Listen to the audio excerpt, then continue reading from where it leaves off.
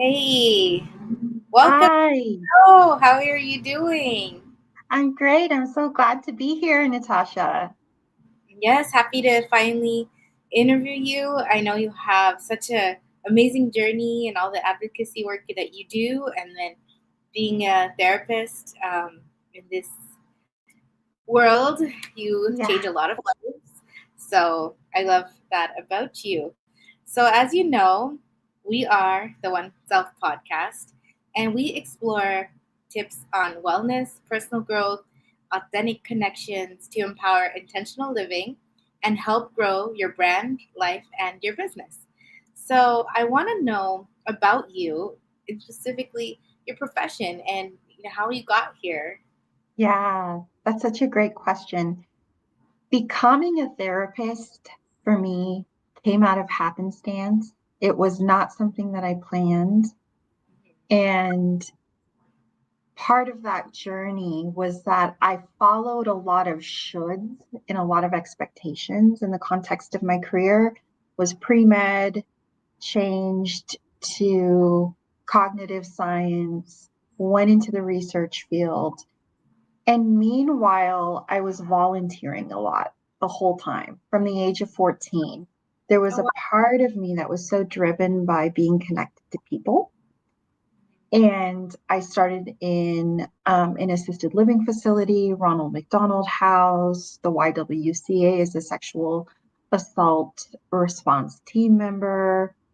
And in the course of that journey, I started meeting people who were interested in mental health as a profession. Oh, And no. so I was invited to join an orientation for graduate school. And at that point, it was just an epiphany moment of this could actually be my career. I don't have to pigeonhole myself into research or hard sciences. I know at some point we'll talk about cultural expectations and whatnot. So some of that journey involved unraveling from what was expected and moving more with what truly fulfilled me. And it's the best decision I've ever made. That's awesome. That's awesome. It's so cool, like how much volunteering can help you really discover so many skills that you didn't really realize you had.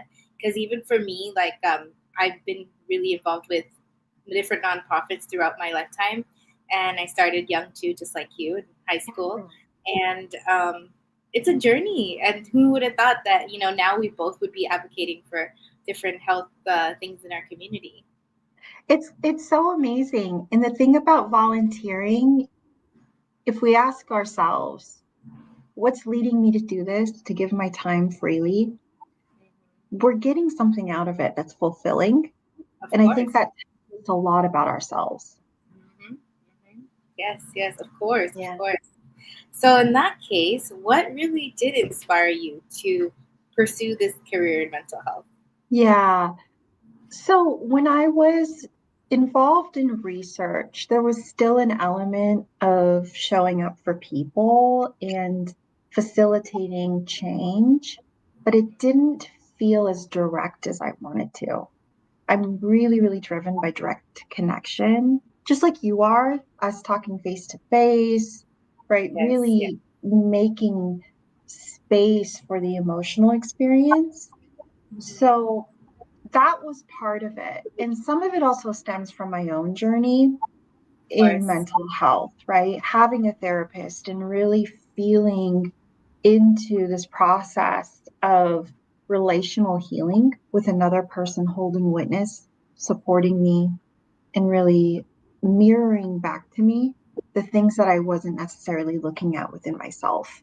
So Sure. those two things combined made it an ideal fit for me where I could recognize how it's benefited me and how I want to show up for other people in that way. Of course, of course. You clearly are an empath, girl. This is your career for sure. Because I Yeah. mean, you've always had that heart, even when I've known you. I mean, I've known you Mm. for a decade now, so you've always Yeah. best advice, and now you're giving that best advice to others. So it's Well, and I definitely feel that about you thank you. in everything that you're doing and making this visible. Awesome. Well, I appreciate you for even taking the time to be here today. So, my next question is, how would you describe your therapeutic philosophy or approach in what you do? Yeah. So a lot of what is significant to me revolves around authentic connection to self Mhm. and living in the world that we do, where we're constantly thrown messages around who we're supposed to be, how we're supposed to behave, how we're supposed to look, right, in order to belong. I've always questioned whether that truly serves each of us when we're trying to True. fit into a box. And that always led me to a place of wondering about what are the factors that contribute to mental wellness, mental health, and also what we would categorize as mood disorders and affect disorders, right? Depression, anxiety, et cetera, et cetera. Sure, yes, there are biological factors and epigenetic factors, but that's the piece that I really work with. What are the epigenetic factors that influence a person's self perception? And so when I'm working with people, I pull a lot from feminist therapeutic approaches in which we externalize what's imposed on us Mhm. and then we make room for genuine internal exploration and ask ourselves questions from a place of curiosity, like what really works for me? Who am I really? Right? So there's that feminist approach to externalize what isn't ours, but also a bit of an existential approach, asking questions around who am I authentically and Yeah, how can I find resources that align with that? absolutely. And it's one of those things that people start. The outside world, you're always comparing yourself. Like so and so has this, and so has that. On social Right, media, we get caught up with what is not always reality. right. Um, and if it is reality, you don't know how hard they work to get to where they are. You can't compare or keep up with Joneses because that also will affect you internally. And then you're not realizing what you're consuming every day on TV Yes. or phone affects everything around you because you're tying your imagery to that. 100%. And I love how you put that because I pull a lot from intersectionality as well, really looking at identity integration from this place of recognizing that we're not just these static beings. We have multiple aspects to who we are. And sometimes when we see someone else, we're only seeing a sliver, right? Yep. So, what does it mean to be whole? What does it mean to really embrace the intersectionality of all of who I am, right?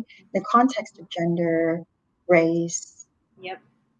sexuality, anything, culture. Yeah. Absolutely. 100%. Definitely. So, in that case, how do you address cultural or identity factors in supporting mental health? Yeah, that's such a great question. I listen first for how someone is impacted. How are you feeling being immersed in the culture that you're immersed in?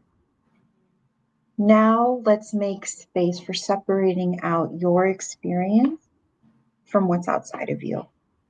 Once we've separated out the two, that gives us a framework to really see what we align with, right? This is a process of exploration. So, in that exploration, a lot of times people don't even know that they have the option to consider something else. And so this is where curiosity is my best friend. I lead with questions, right? And the answers come from the person because there is no one size fits all.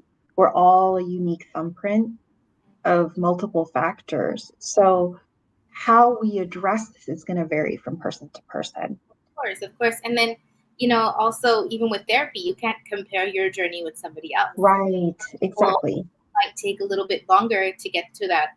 I call it the aha moment where you're Yes. finally realizing, like, what are the patterns that I have had Yeah. for myself and how can I break those patterns? Like this episode is about breaking stigma, building your resilience, right? Because you have to Yes. be resilient. I mean, the only way you can really grow is through being resilient and actually understanding what are the circumstances that led you there, but what can I do about it?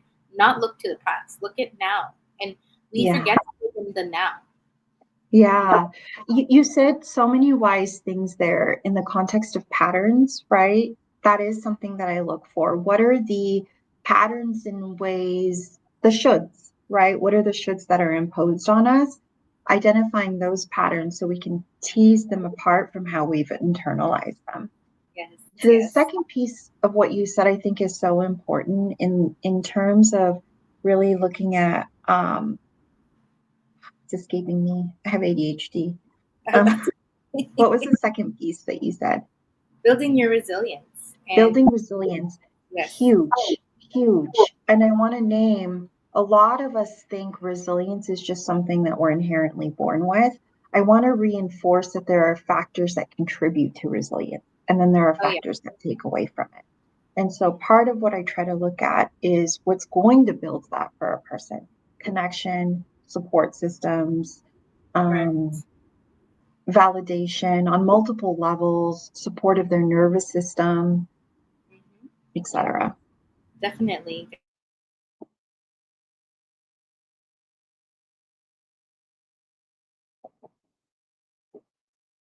So that they can see the bigger picture, because sometimes Yes, you're in there and you're listening, but you also have to take those listening to actionable steps to be able to right, feel better, because the exactly. medication can only do so much. It'll help you sleep, it'll help you with, the chemical imbalances.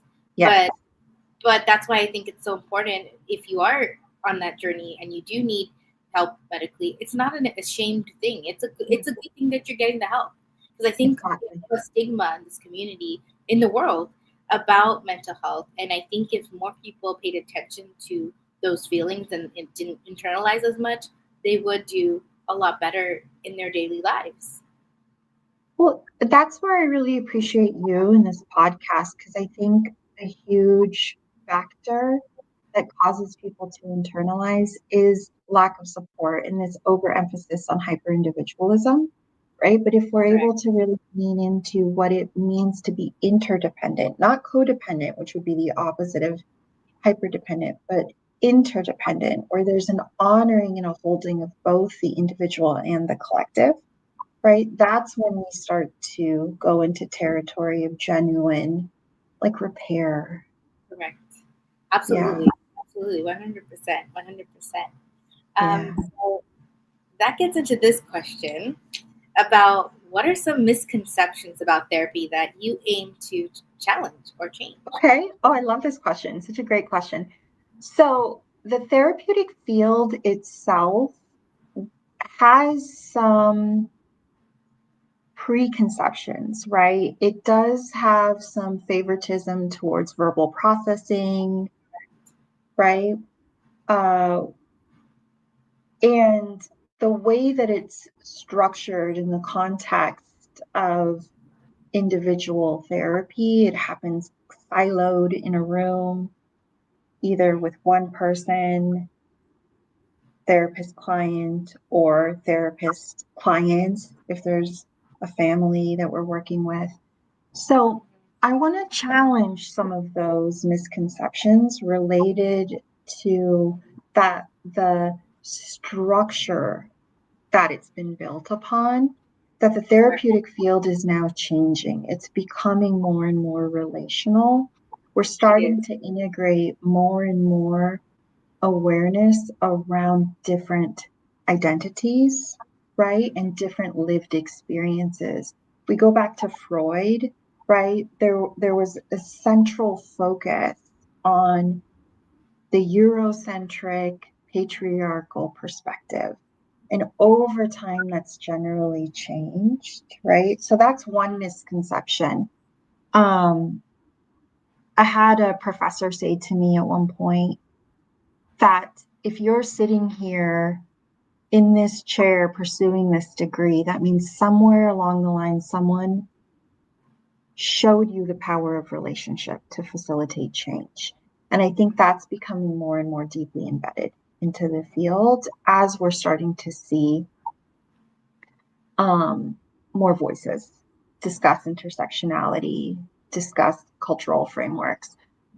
There is some pushback on that in the current political Yeah. environment, but I do see that shift happening.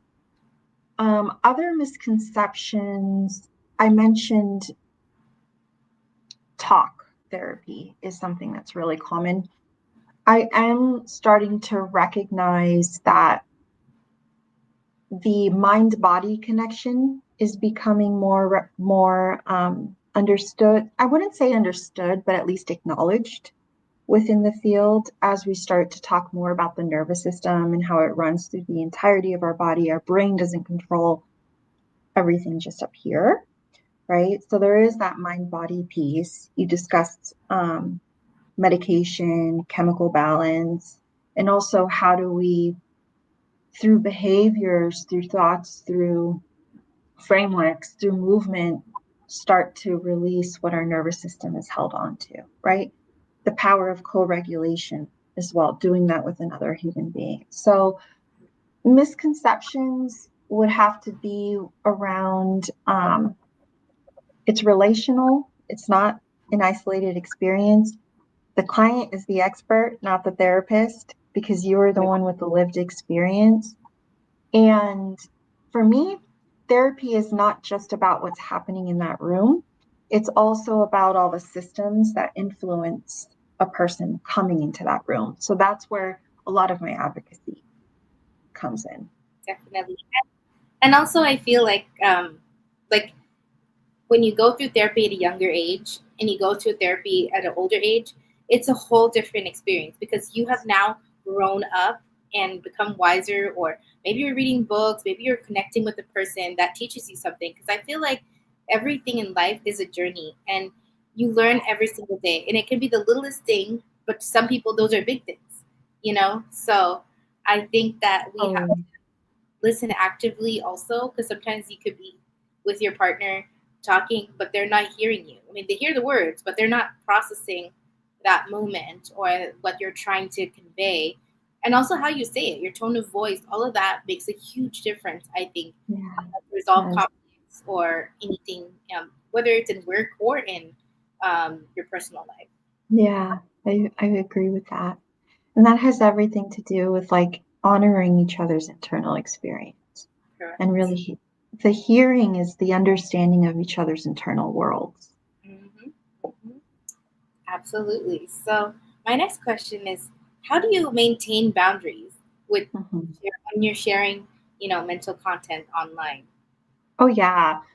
So, this is such a great question because, particularly in advocacy work, right, within the cultural systems we're immersed in, the need is greater than what one person can provide. Correct. So, boundaries, the way that I define boundaries is it's not what you keep out, it's what you do to take care of yourself, Correct. right? So I begin with an awareness of what are my needs? What are my needs around rest, energy, nutrition, sensory input, etc. For the purpose, I validate those needs for the purpose of being able to show up in a sustainable way, Correct. right? So that's what I always lead with when I'm expressing a boundary, right? It requires us to be really honest around what's within our purview of control and really humbly sit with that. So that's how I stay true to what my boundaries are. The other thing I believe is boundaries will always show up. They're either proactive or reactive, right? So I have the option of being intentional around what my boundaries are, or I can ignore them and bypass them. But then what ends up happening? We have reactive boundaries. We get irritable, we shut down, we're tired, right? So our bodies do tell us. Oh, our So bodies respond right away. Stress. 100%. Yes, exactly. Exactly. 100%. So maintaining boundaries for me is about maintaining a connection to myself and then communicating that outwardly. Yes, absolutely. 100%. 100%.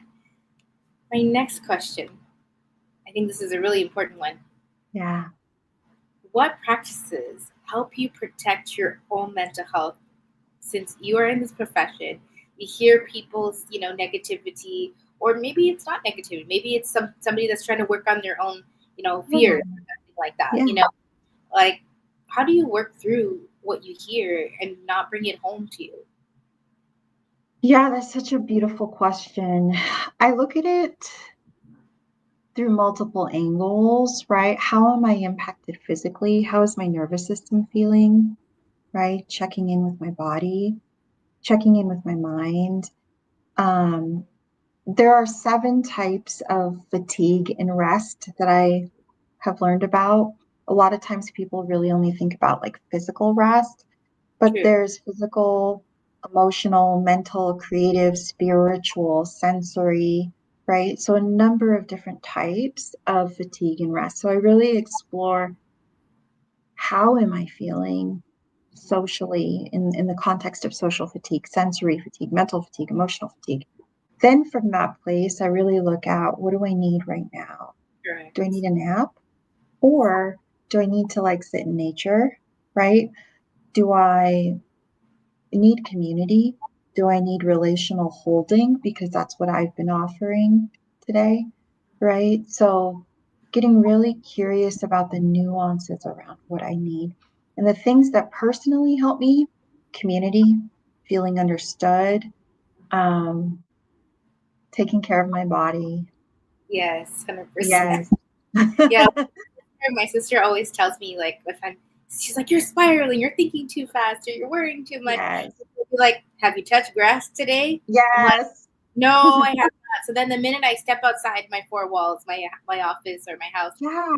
the grass, and I look up and I thank the universe for being, for this air that we breathe, this. Yeah.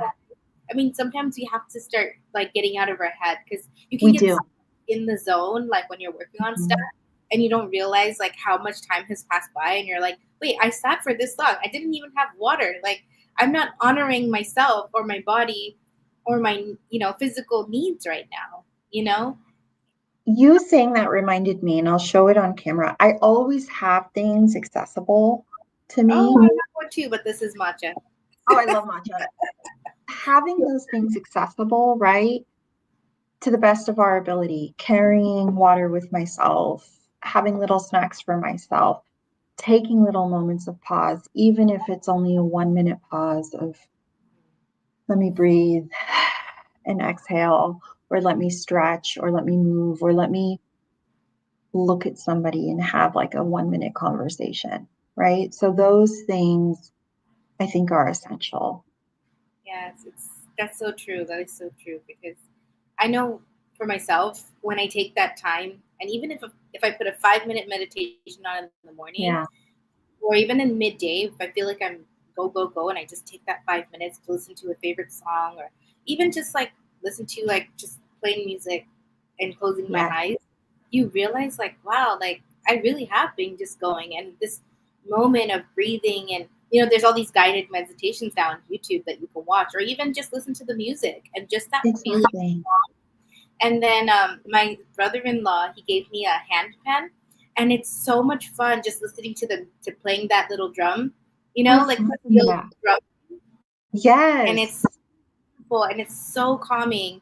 And I grew up like playing piano and stuff, so like sometimes I'll go and I'll write songs and I'll just be in my creative element, and then I'm like, then I can go back to work feeling calmer because now I've tapped Yes. into that side of my calm. That's how I calm Yes. down, so there's always outlets for different people. Some people like to draw, some people like to go dance, some people want to just go cook something. So you have to identify what makes you feel the most happiness because your happiness cannot be compared to someone else's happiness. Exactly. And it can vary also in yourself, moment to moment, right? I might want to cook one moment, but another moment that's just going to irritate me. So Yeah. that's a moment that I actually could receive a meal Yep. instead. Yep. Absolutely. Absolutely. So my next question is how do you measure your one's growth or progress in the clients you work with? Yeah, so that's such a great question. A lot of it is self-report. How are the clients feeling in themselves, right? Of course, I will use certain standardized measurements in the context of assessments and whatnot to compare baseline, whatever we're looking at, anxiety, depression, suicidality, OCD symptoms, whatever it is. And over time, we can start to see how symptoms might have shifted. But I think there's something to be said for the qualitative lifestyle changes that happen for a person when they witness themselves becoming who they are and who they truly want to be, right? So, self report, my observation, the people in their lives, Yeah, right?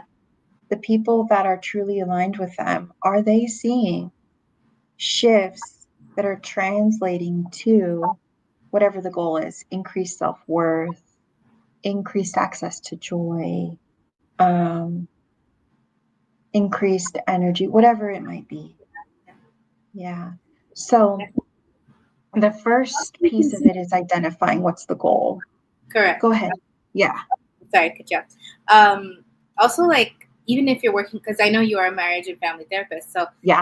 even in the partners and how they Yes. communicate, touch on like how that, you know, That's such a good question. So, I am Gottman trained, so I'll pull a lot from the Gottman method, which explores multiple factors that influence relationship, whether that's each person's individual health, each person's external factors of chaos, each person's history. How is that then translating into certain pieces of what we're looking for in a sound relationship, right? In the context of trust, in the context of commitment, in the context of knowing each other's internal worlds, in the true, context of maintaining a sense of self while honoring your partner's sense of self, right? And really validating that for each other.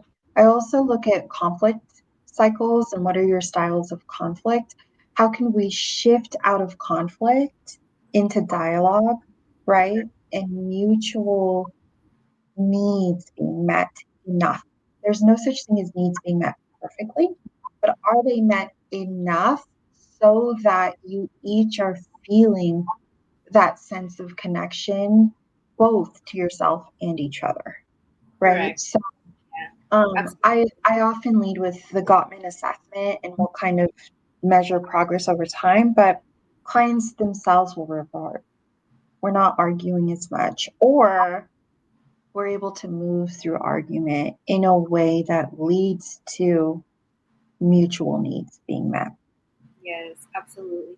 And sometimes, like in my own personal marriage, I feel like, when I've learned to put myself a little bit more in my Mm, partner's shoes, my spouse's shoes, I understand why they're coming with that kind of communication to me and why how I responded affected them. And yes. sometimes I sit with myself and I think through that argument and I'm like, was it really necessary to say the things that I said? Or was it Mm, because I had lack of sleep? Or maybe I wasn't communicating, but he doesn't realize how my body language is. I haven't yeah. expressed how I feel. So I think that sometimes we have to also be the one to say sorry, even though we might not be always at fault. But sometimes, that moment, like we have a thing in our marriage, like we don't go to bed angry because Yeah. we don't know what tomorrow will bring. And so we always will say, you know what, I might not like how this is going, but you know what, I'm willing to work on what it is that you think that I need to work on. But it's like having that will and trust and factor that you're willing to work on it, that the person feels valued now. Yeah. It's valuing each other as if you value yourself, right? So there's an equal valuing of each other. And I think too, right, you mentioned taking the time to repair. I talk a lot about repair with my clients in that repair is a process that we move through where we really hear the impact we've had on someone regardless of our intent. It does require us to be able to sometimes hold multiple realities at the same time. right? And then from there, co-create a path forward that works for both of us. That takes a lot of effort and that takes a lot of intentionality. And there is such a thing as some things being irreparable. And I think it's important to be honest about that too. Yes, yeah, yeah. You have to definitely work on yourself, your healing, work past your trauma. Because if you're in a relationship and you haven't worked on that, you have to. It gets harder because those Yeah, your trauma can keep coming up. But if you're not fully healed, how are you expected to love someone else? Because you're right. stuck in your head, you know. So I think love comes with time; it grows, but also you have to grow with it. Yes. Yes. I think too, what gets in the way of love is feeling threatened, right? Yeah, And how do partners move into a space of being each other's best allies? We have to know what it's like to also be our own ally, correct. right? And so it's very connected. Absolutely, absolutely. So, what is your vision for the future of your work in mental health? Oh gosh. My vision. What a beautiful question. I really hope that mental health will continue to move in a direction of validating the lived experiences and hearing the voices of the people who walk into that room, not just what is the norm. I hope Correct. we move out of pathologization and move into looking at the systems that genuinely support people as opposed to just blaming the individual, right? So, Yeah, my hope for the future is that we look at this more systemically. We look at how everything is interconnected and ties into our wellness or lack it, thereof, it does. right? So that includes social supports, that includes our socioeconomic status, that includes Mhm. experiences of othering, um, and really asks that we all move into knowing who we are, one, but also knowing how to validate who someone else is Absolutely, simultaneously. absolutely, absolutely. So, given that, obviously there are barriers for some people in accessing mental health support today. You know, all the things that are happening overseas, displaced families, things like that. Um, so, what do you tell somebody who, does not have access, maybe doesn't have health insurance? Yeah, Where would they go? Like, is there books that you yeah, recommend? Podcasts that you've listened to? Are there programs yeah. available? Yeah, no, these are really, really great questions. So, a lot of my answer will depend on where someone's located. So, I like to provide localized resources depending on what someone's looking for. So, let's say, for example, someone's really looking for support around domestic violence resources. I will look for resources that fit that person that are also hopefully not punitive or non-carceral, Gotcha. right? So when I say support, I mean genuine support. What does Yeah. that look like? Right. So there are a number of national organizations I turn to. Trevor Line, unfortunately, is one that's been a lot of funding has been cut under the recent administration. So what I tell clients is this: vocalize what you need.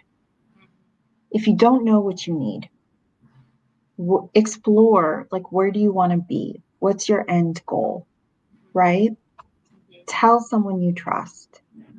From that place, right, you can then start to move outwards.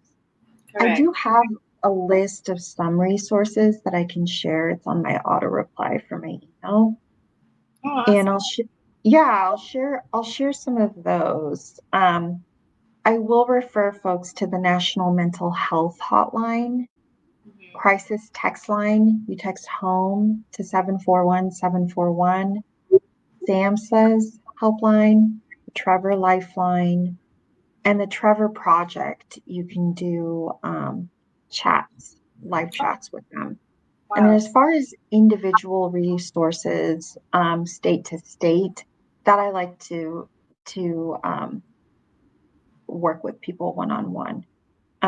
Yes. As for, you mentioned displaced families earlier, I like to share resources around people's rights, um, and having little placards for people to know their rights. I believe in the power of education and knowing the systems that we're a part of. That empowers us because then we get to explore how can I navigate this in a way that benefits me. So that's something that I like to tell people. Insurance is always a barrier, right? So never be afraid to ask for sliding scale.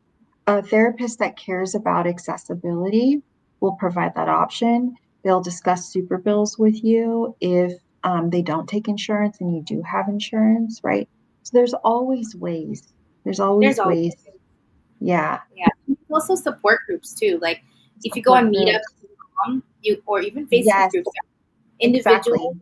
that are out there that say, mommy meetups. That's one thing, because Yes, home and you have a child and you're unable to meet your friends, well then join a mommy meetup. Go to exactly. if you live in somewhere close to a beach, maybe meet up at the beach, meet up at a coffee shop. Doesn't matter where, but you can create something to get yourself out of being stuck where you are, because when you sit in your feelings, you're not growing.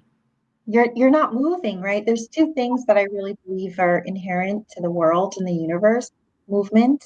Hmm. Things are always going to be changing and in flux. Yes. Secondly, we're going to experience that as sensations. If we ruminate on the sensation as opposed to support the movement of that sensation, That's true. right, then nothing's going to change. And Yes. so I love what you said because what you've pointed to is that it also doesn't have to rely on therapy. We can find support in each other. I'm huge on mutual aid. I'm huge on thinking of friendships as a tool, right, to promote our own and each other's well being. Yes, yes. And sometimes even, for some people, like they like to read books, they like to listen to Yes, podcasts, for that yes. motivation. The I ams. I'm big on the I ams. I am, Hmm. I am strong, because sometimes you get Affirmation. in not having someone to affirm with you. Like maybe you have a partner that's not very much into the affirmation, but you can give yourself that. You can write them down. You can say them. You can express it differently for yourself, because who can take care of you better but yourself. 100%. 100%. And being held, right, by the things that you enjoy, whether that's podcasts, books, nature, and allowing that to shift our own relationship to ourselves ultimately, You have right? to do. It's creating, we have to. Mhm, mhm. Um, the last one. What inspires you daily? Oh, I know you inspire others, but now you have to inspire yourself. So what does inspire you? I look for the magic in everything. I have moments. Someone asked me what are my favorite things, and they're honestly the simplest things. Sniffing my dog. I love her scent. She's so soft. Seeing sun rays through leaves, right? When you see the yellow beams, seeing dews on grass. There's so many moments of magic. You talked about being present earlier, really tapping into, okay, where can I create more space for myself to almost have this umbilical cord that connects back to the universe so that I also feel held. And that's deeply spiritual, Oh, it is. for me. Yeah, so that's what I look to. I look to mentors. I look to people who inspire me, people who came before me, Nelson Mandela.